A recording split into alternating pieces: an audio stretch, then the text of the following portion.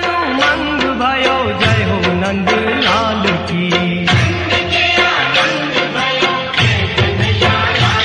हे ब्रज में आनंद भयो जय यशोदा लाल की। हे आनंद उमंग भयो जय हो नंद लाल की।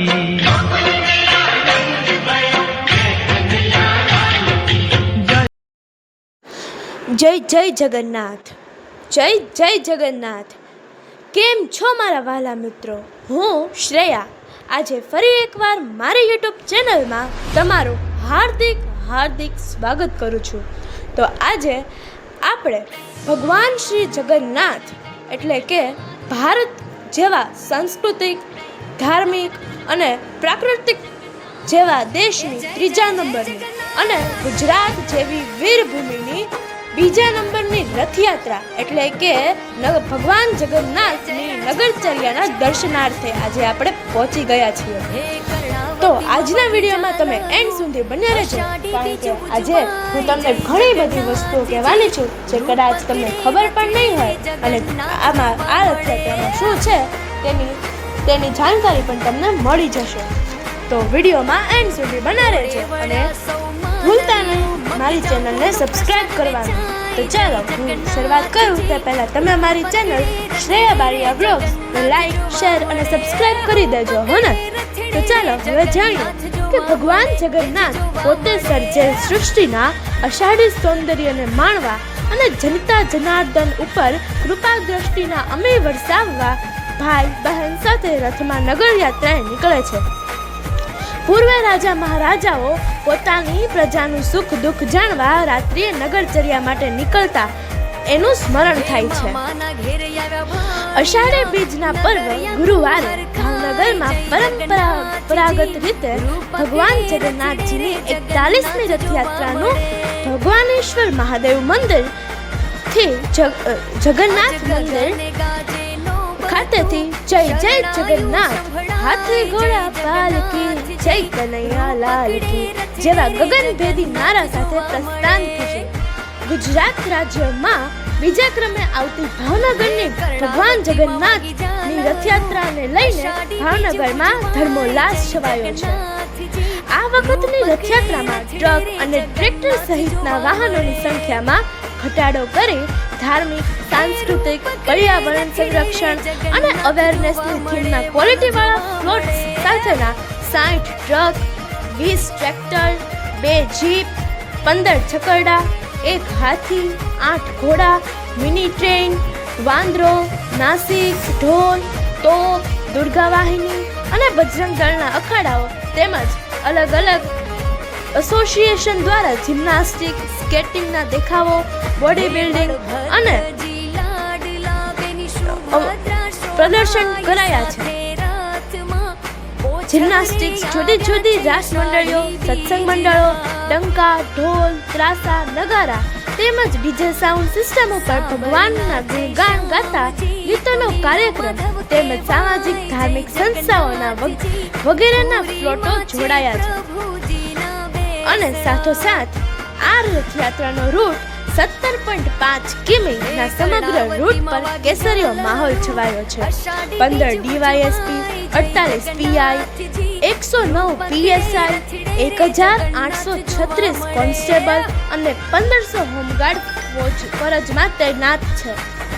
અને આજે રથયાત્રામાં દર્શન સાથે રોપાનો હરિયાળો મહાપ્રસાદ એટલે કે 10,000 રોપાનું નિઃશુલ્ક વિતરણ કરાઈ રહ્યું છે। ધર્મ અને પ્રકૃતિનું અદ્ભુત સંગમ સર્જાવવાના ઉદ્દેશ સાથે આજે અષાઢી બીજે રથયાત્રા દરમિયાન ભક્તોને 10,000થી વધુ રોપાનું નિઃશુલ્ક વિતરણ કરવામાં આવી રહ્યું છે। માત્ર દર્શન પૂરતી નહીં પરંતુ એક વૃક્ષ એક જીવનનો સંદેશ દરેક પરિવાર સુધી પહોંચે તે માટે આ પહેલ હાથ ધરાઈ છે। ભગવાન જગન્નાથજીની રથયાત્રામાં રોપાનો હરિયાળો મહાપ્રસાદ વિતરણ કરવામાં રથયાત્રા મહોત્સવ સમિતિનો સહયોગ સાંપડ્યો છે। આ રથયાત્રામાં ઘણી બધી થીમ જેમ કે ગૌ સેવા સુરક્ષા, પછી ભગવાન પરશુરામ ગ્રુપ દ્વારા અને બીજી ઘણી બધી અલગ અલગ થીમ્સ છે। હવે હું તમને એ પણ જણાવું કે જગન્નાથની નગરચર્યા કે રથયાત્રાનો લોકોત્સવ કયા સંદર્ભમાં શરૂ થયો. હવે આનો ઉત્તર મળે છે મહાભારત ભાગવતની શ્રી કૃષ્ણ કથામાંથી. શ્રી કૃષ્ણ અને બલરામજી ગોકુળમાં પોતાના પરાક્રમ બતાવી રહ્યા હતા. તે બંનેનો સંહાર કરવાના હેતુથી મામા કંસે અક્રૂરને આજ્ઞા કરી કે તે બંનેને ગમે તે રીતે તેડી લાવવા. બંને ભાઈ રથમાં બેસી મથુરા જવા નીકળ્યા. મથુરાના નગરજનોએ તે બંનેનો ભવ્ય સ્વાગત સત્કાર કર્યો. શ્રી કૃષ્ણે ગોકુળથી મથુરાની યાત્રા કરી. તે દિવસ અષાઢ સુદ બીજનો હતો. આ પ્રસંગના સ્મરણમાં ભારતમાં જ્યાં ત્યાં ભગવાન શ્રી કૃષ્ણ જગન્નાથના મંદિરો રચાયા છે.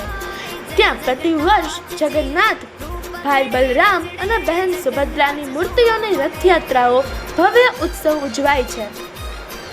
જગન્નાથપુરીના મંદિરમાં કાષ્ઠની મૂર્તિઓ અંગ ઉપાંગોની દ્રષ્ટિએ અપૂર્ણ છે.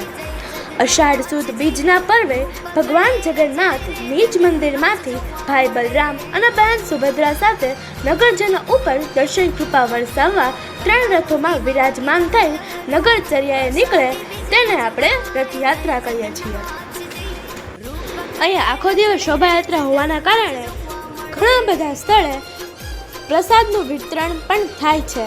હા, આ રથયાત્રા જોવી એ ખૂબ જ એક રોમાંચની વાત હતી અને જેને આ લાભો મળે તો એ લાભો આપણે અચૂક મેળવવો જ જોઈએ, કારણ કે આવા મોકા આપણને વારંવાર તો નથી જ મળતા ને.